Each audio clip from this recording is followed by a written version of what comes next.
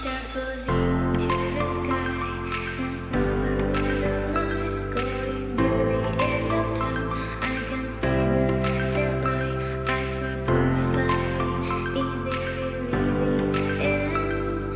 Just so like a stranger, so far away from me. You said you're running for me, but I managed for our story. Baby, don't be sorry for me, gonna just perfect story. You said you're running for me, but I managed for our story. Baby, don't be sorry for me, gonna just perfect story.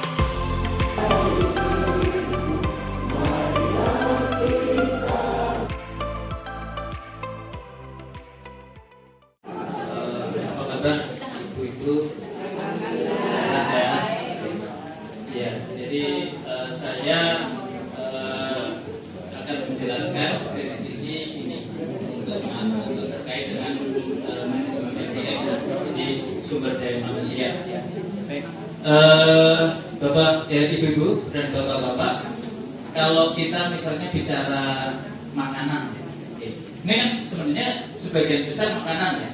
Kira-kira apa yang bersih di dalam ibu-ibu? Makanan itu, makanan minuman harus apa? Harus sehat, terus halal, terus apa lagi bu? Rasanya enak, gitu ya? Nah iya, itu beberapa bagus itu.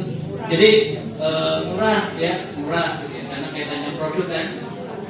Kemasannya bagus, gitu. Wah, udah macam-macam. Ini kayaknya udah nggak perlu ini lagi ya, dilanjutkan ya bu ya. Baik, jadi tapi karena ada tugas, jadi saya mencoba melihat ya dari aspek literasi ya. Jadi sertifikasi halal, ya. Sertifikasi halal untuk keberlanjutan UMKM. Ya. Kenapa gitu ya? Kok sertifikasi terkait dengan keberlanjutan? Ya satu, memang kalau pengen eksis gitu di dalam makanan atau minuman gitu ya harus mengikuti kaidahnya gitu ya.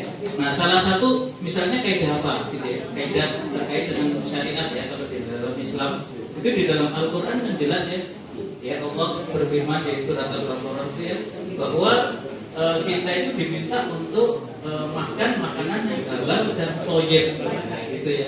Tapi bukan bang thayyib ya. Kalau bang thayyib kan nggak balik-balik gitu ya. Ya udah berbulan-bulan ya bu ya, jaga ini kali ya, BPS kali ya. Oke. Nah kalau thayyib di sini adalah pengertiannya adalah baik ya. Jadi makanan boleh kategori halal tapi tidak thayyib. Seperti apa? Misalnya kaitannya dengan makanan yang mentah gitu ya. Misalnya kan kalau orang Jepang itu kan suka ya makan ikan, gitu ya, susu dan sebagainya. Saya sampai pusing kadang-kadang kalau anak-anak sekarang ya. Nah itu kan ketoyibannya kan yang kurang. Tapi kalau saya lihat produk ibu-ibu ya, wah yang kemarin saya kunjungin gitu ya, nah itu udah toyib gitu ya, udah enak, itu toyib dan sebagainya. Baik, lanjut. Baik, jadi ada beberapa agenda. Yang pertama adalah terkait dengan fenomena sertifikasi halal ya. Yang kedua dasar hukum sertifikasi halal, dan tiga proses pengajuan sertifikasi halal. Semoga waktunya cukup ya nanti. Baik, lanjut silakan. Nah terkait dengan fenomena ini kenapa gitu ya?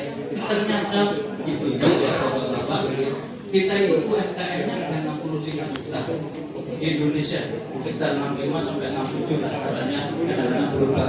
Tapi yang melakukan sertifikasi halal hanya sekitar 1%. Nah itu di data Departemen Keuangan ya, Kementerian Keuangan ya. Padahal kan luar biasa, UMKM itu soko pilarnya perekonomian Indonesia gitu ya. Karena jumlah, kalau nggak salah jumlah UMKM itu dari seluruh total usaha itu 99% ya. Tapi kalau 1%-nya gitu itu adalah pengusaha besar, menengah gitu ya. Nah seperti itu bu ya. Nah itu ya. Nah itu yang pertama, masih terbatasnya UMKM yang memiliki sertifikasi halal. Yang kedua, rendahnya literasi ketentuan halal. banyak gitu ya, dari survei saya kemarin tahun yang lalu itu ternyata memang belum semuanya paham tentang bagaimana proses sertifikasi halal, kenapa kok dibutuhkan dan sebagainya ya misalnya. Kemudian kekurang siapan SOP yang tadi disampaikan ya, SOP itu standar operating prosedur, makanya tadi Pak Gustinus menyampaikan ya tentang manajemen sistem manajemen mutu ya. Kemudian terbatasnya SDM yang dimiliki UMKM, tadi sempat disinggung sama Pak Gustinus juga kan. Siapa yang masak? Saya. Siapa yang masakan? Saya. Seperti itu ya tadi yang disampaikan. Ya, itu menunjukkan terbatasnya. Tapi kalau usaha ibu-ibu nanti berkembang, gitu ya. Karena sertifikasi halal, bisa maju, gitu ya. Insya Allah ya. Nah kemudian kekurang tersediaan sarana dan prasarana, kemudian persepsi biaya mahal. Nah itu kan tuh ya mahal kan katanya. Tapi nanti kita lihat ya. Itu baik. Nah kemudian faktor yang mempengaruhi sertifikasi itu apa? Nah dari beberapa kemarin ini juga termasuk hasil penelitian saya ya tahun lalu gitu, itu salah satunya misalnya adalah literasi pemahaman. Nah kemudian yang kedua kepatuhan ya, ketaatan. Paham tapi kalau nggak taat ya percuma gitu ya. Terus yang ketiga ketersediaan peralatan, yang keempat biaya ya. Nah, biaya ini tapi anehnya memang penelitian saya kemarin biaya ternyata nggak berpengaruh. Nah seperti itu. Nanti kalau ada waktu saya akan jelaskan. Oke. Baik. Nah ini hubungan literasi dengan kinerja karyawan ya. Jadi literasi sertifikasi halal gitu ya, itu insya Allah akan mendongkrak pemahaman. Dengan pemahaman tersebut bisa lebih menyajikan produknya itu bisa lebih berkualitas, lebih sesuai dengan standar dan sebagainya ya. Nah kemudian akhirnya ujung-ujungnya ini bisa mendongkrak kinerja UMKM ya. Oke, baik, lanjut lagi. Nah ini adalah dasar hukum sertifikasi halal. Kalau kita bicara dasar hukum, pasti satu adalah dasar hukum syariat ya, karena bicara tentang halal gitu ya, misalnya gitu ya. Nah hukum kalau di dalam Islam hukum itu ada hukum primer dan hukum sekunder. Nah ini adalah kategori hukum primer ya. Jadi hukum yang dikeluarkan oleh Allah Subhanahu Wa Taala misalnya. Nah contohnya misalnya Al-Quran surat Al-Baqarah 168 yang tadi saya sampaikan bahwa kita wajib untuk makan yang halal dan thayyib ya. Nah yang kedua adalah kaitannya dengan salah satu itu di Quran surat Hud ayat 85 itu intinya adalah kaitannya dengan perdagangan ya. Jadi kalau berdagang itu yang jujur, yang berdagang itu yang tidak boleh tutup-tutupin gitu seperti itu ya. Nah jadi UMKM kan seperti itu. Nah dengan sertifikasi halal ada label halal seperti yang tadi disampaikan Pak Sugeng gitu ya, itu pasti akan jadi transparan gitu ya seperti itu. Nah yang ketiga adalah An-Nisa ayat 59 yang saya tuliskan bahwa kita gitu itu harus patuh ya. Patuh kepada Rasulullah dan patuh kepada ulil amri. Ulil amri dalam hal ini siapa? Pemerintah kan gitu ya. Karena pemerintah sudah mengeluarkan ketentuan ya. Lanjut Pak, silakan. Oke, nanti yang ini hadisnya bisa dibaca ya. Kemudian lanjut lagi. Nah ini ya dasar hukum sertifikasi halal ini di Undang-Undang Nomor 33 Tahun 2014 ya pasal 4 yang berbunyi produk yang masuk, beredar dan diperdagangkan di wilayah Indonesia wajib bersertifikat halal. Nah ini sejak 2014, sudah sekitar 7 tahun atau 8 tahun yang lalu ya. Atau 10 tahun bahkan ya, 10 tahun yang lalu. Nah, yang info yang terkini itu harus memang semuanya didorong, karena kalau nggak didorong terkait sertifikasi halal nanti katanya bisa-bisa nggak boleh gitu ya, misalnya seperti itu ya. Nah kemudian yang lain-lainnya bisa dilihat ya. Lanjut Pak. Nah ini adalah proses pengajuan sertifikasi halal ya.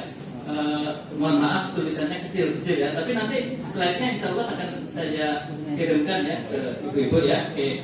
Nah kemudian yang lanjutnya silakan. Lanjut Pak. Lanjut. Oke. Nah ini ada beberapa dokumen yang diperlukan untuk permohonan sertifikat halal ya, misalnya data pelaku usaha pasti bukan sudah ada kan. Kalau nggak punya NIB ya bisa pakai NPWP dan sebagainya misalnya gitu ya. Kemudian nama dan jenis produk pasti ibu paham gitu ya. kemudian daftar produk dan bahan yang digunakan pasti juga paham, proses pengolahan pasti paham, tinggal nanti membuat prosedurnya gitu ya, seperti itu. Nah kemudian yang ketiga dokumen sistem jaminan halal. Oke lanjut tadi. Nah lanjut tadi ini. Oke. Nah ini Bu, jadi yang dikatakan mahal kok gitu. Nah ternyata pemerintah buat yang namanya program sehati sertifikat halal gratis gitu ya. Seperti itu gitu ya. Nah asalkan itu nanti melek teknologi. Nah kalau melek teknologi kan bisa aja minta anak-anaknya gitu, anak-anaknya kan canggih-canggih ya misalnya. Nah harus tahu aplikasi si halal ya. Nah ini ada beberapa hal, 3 hal: pembuatan akun pelaku usaha, update data pelaku usaha, dan permohonan sertifikasi halal ya. Nah itu nanti ini akan saya share, nanti link-linknya juga bisa dicoba-coba. Oke, yang terakhir saya ingin menyampaikan ini ya, salah satu nukilan juga hadis ya, riwayat hadis yang diriwayatkan Imam atau Bani. Jadi sebaik-baiknya manusia adalah yang paling manfaat bagi orang lain. Nah kalau ibu semuanya sertifikasi halal misalnya, itu pasti bermanfaat gitu ya. Karena apa? Karena membuat kaum muslim itu aman, nggak ragu-ragu. Ada beli kok, oh jaminannya halal gitu, seperti itu. Artinya ibu sudah menjalankan salah satu kaidah firman Allah tadi ya. Moga-moga itu yang moga-moga bermanfaat ya bapak-bapak ibu-ibu. Saya lihat data Bu Cica gitu itu dari data yang masuk 25 itu sekitar 90% yang belum melakukan sertifikasi halal ya Bu ya. Moga-moga nanti termotivasi untuk bersertifikasi halal. Nanti kalau ada apa-apa bisa kontak ke saya ya. Baik saya rasa itu, mohon maaf ada hal yang tidak tepat. Saya akhiri, terima kasih atas perhatian ibu dan bapak-bapak semua. Bila taufiq wal hidayah. Wassalamualaikum warahmatullahi wabarakatuh.